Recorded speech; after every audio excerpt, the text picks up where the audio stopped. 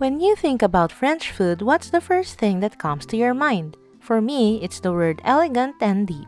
They usually present their food in such a refined way that it's so Instagrammable. One of our favorites is this chicken dish. Have you ever heard of chicken fricassee? It's a classic French cuisine that's hearty, comforting, and can be cooked in one pan. It's actually super simple to make as well. When I first made this, my Japanese husband really loved it. It's usually paired with mashed potatoes, but in an Asian household, everything can be paired with hot rice. Do you guys love French food as well?